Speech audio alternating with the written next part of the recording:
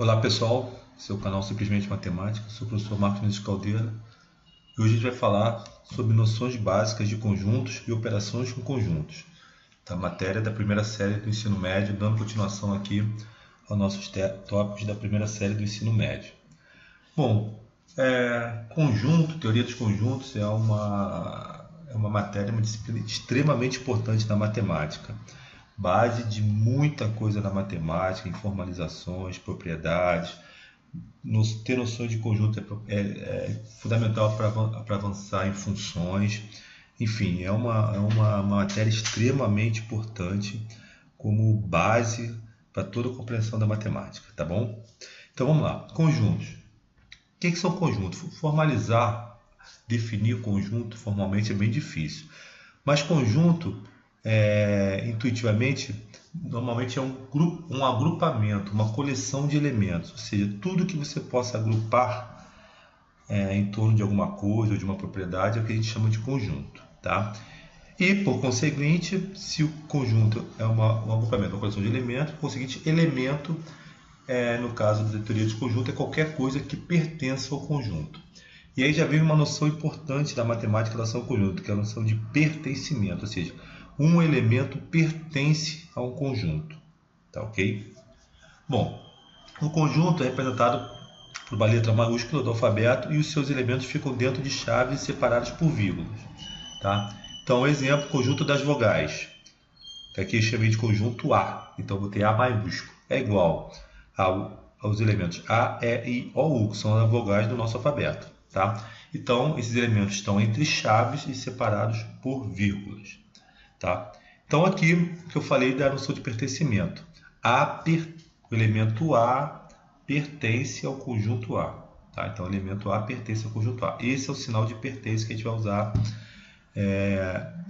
na matemática. Esse sinal aqui, que é o sinal de pertence com traço cortando, é o sinal de não pertence. Então, o elemento B não pertence ao conjunto A. Tá aqui, o elemento B não pertence ao conjunto A. É fundamental você saber usar os conectivos corretos, tá? Corretos na teoria de conjunto. Então você não pode, você tem que, um elemento em relação ao conjunto, você tem que usar o sinal de pertence ou de não pertence, tá? Tem que usar os sinais de forma correta. Bem, igualdade de conjuntos. Dois conjuntos são iguais, ou dois ou mais conjuntos são iguais quando possuem os mesmos elementos. Tá? Então vamos dar um exemplo aqui. O conjunto A ele possui os elementos 1, 2, 3. O conjunto B também possui os elementos 1, 2, 3. Então, como eles possuem os mesmos elementos, A igual a B. A negação da igualdade é indicada pela diferença. Nesse caso é um sinal que a gente já conhece. Tá? Então, aqui que eu digo, A é diferente de B. Melhor, o conjunto A é diferente do conjunto B. Exemplo, conjunto A possui os seguintes elementos, 1 e 2. Conjunto B possui elemento 1. Então, A é diferente de B. Tá bom?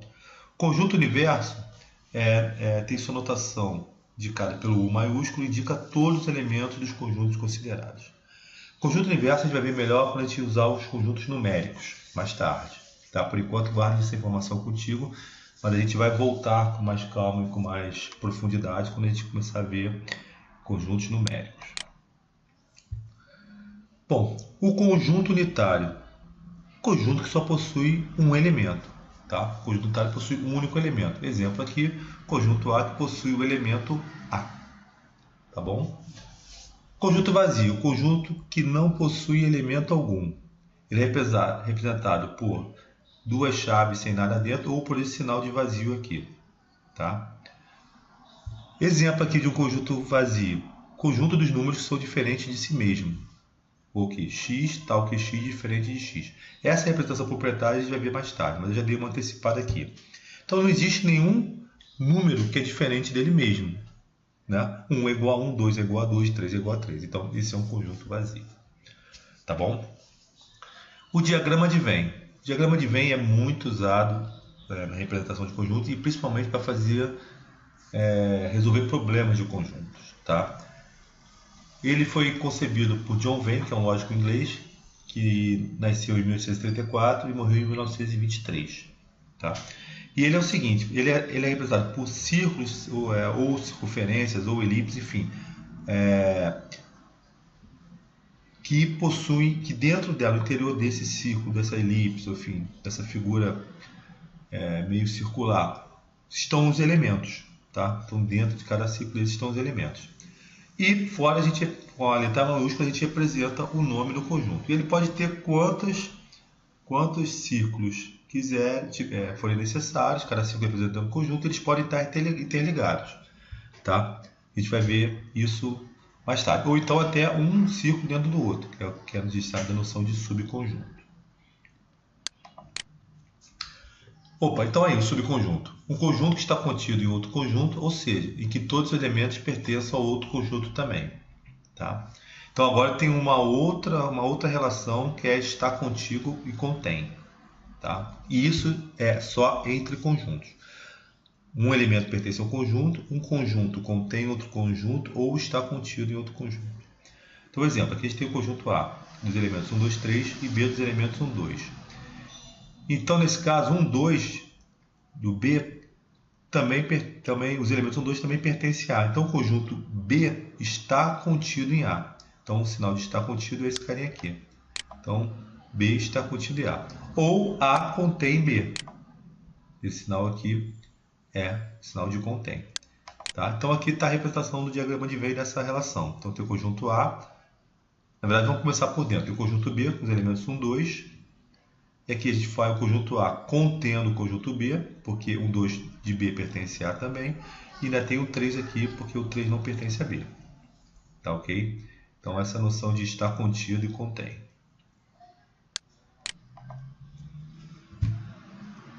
Bem, a representação por propriedade, nesse caso a gente não mais coloca os elementos lá dentro. A gente coloca que o x, que é uma variável qualquer que pode representar todos os elementos do conjunto, é tal que, nesse símbolo de ponto e vírgula, ou dessa barra aqui, ou de 2 pontos, significa tal que x goza de tal propriedade.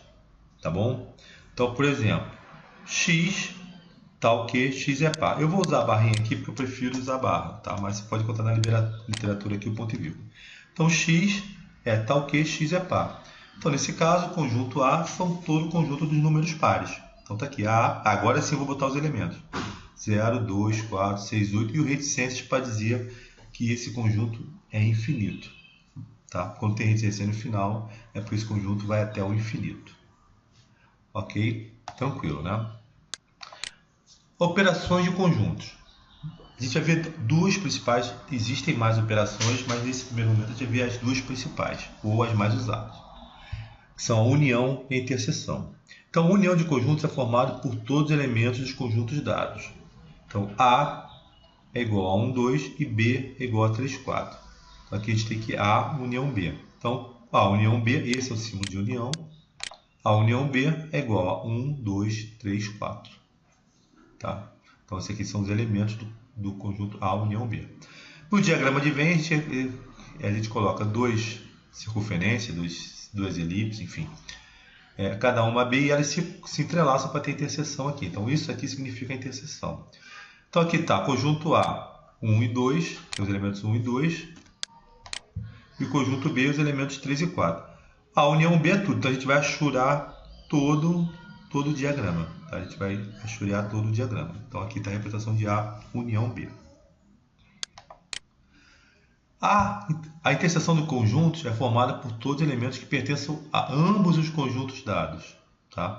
Então, tem aqui o conjunto A, que é o elemento que possui os elementos 1, 2, 3, e o conjunto B, que possui os elementos 3, 4. O elemento 3 é comum aos dois conjuntos. Então, A interseção B, ou também A inter B, e esse aqui é o sinal de interseção, ele é igual ao elemento 3. O elemento 3 pertence ao conjunto A inter B. No diagrama de Venn, a gente põe aqui 1, 2, só em A, o 3 aqui na interseção, porque ele pertence a A e B, e o 4.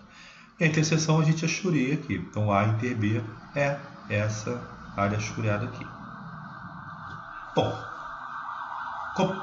complementando essa parte teórica, vamos então fazer os exercícios, tá ok? Então, o primeiro exercício. Dado o diagrama de Venn abaixo, agora com 3 conjuntos, né? A, B e C. Repare que eles sempre se interceptam em algum local.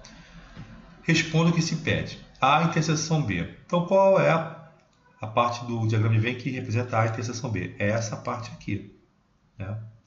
Tem 2 conjuntos aqui, A inter B. Então, qual é o resultado de A inter B? A inter B é igual a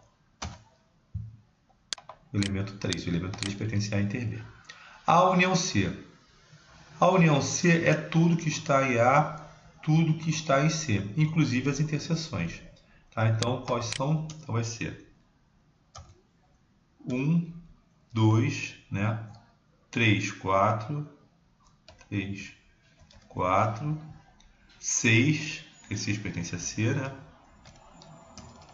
6 e o 7 e 8. 7, 8. Tá ok? B inter C. Aqui pertence o elemento que pertence a B e a C. Facilmente no diagrama de Venn, que é o conjunto unitário com o elemento 6. Tá? A inter B inter C. É a interseção de todos os conjuntos. Então é essa área do meio aqui. É o 4 que pertence a todos os conjuntos. Tá? Então, 4. A união B, união C, são todos os elementos. Tá? Então vai ser 1, 2, 3, 4, 5, 6, 7, 8. Tranquilinho, né? Muito fácil, muito tranquilo. Mas façam muitos exercícios porque é preciso fixar e ter bem clara essa noção de conjuntos, tá ok? Bom, vamos ao outro aqui. Esse é diferente. Ele não parte para o diagrama de Venn. Do diagrama de Venn, aliás. Ele parte no enunciado. Então vamos lá. Numa pesquisa sobre preferência entre 2 filmes, foram consultados 470 pessoas. O resultado foi o seguinte: 250 delas assistiram ao filme F, 180 assistiram ao filme M e 60 assistiram aos filmes F e M. Responda quantas pessoas assistiram apenas ao filme F, assistiram apenas ao filme M, assistiram a um dos filmes, assistiram a nenhum dos 2 filmes. Bom, nesse caso a gente vai fazer ao contrário. A gente vai usar o diagrama de Venn para poder fazer essa contagem. Então vamos aqui montar o diagrama de Venn. Então mostramos o diagrama de Venn. Temos 2 círculos aqui. Finge que é um círculo, está mais para uma elipse que um círculo.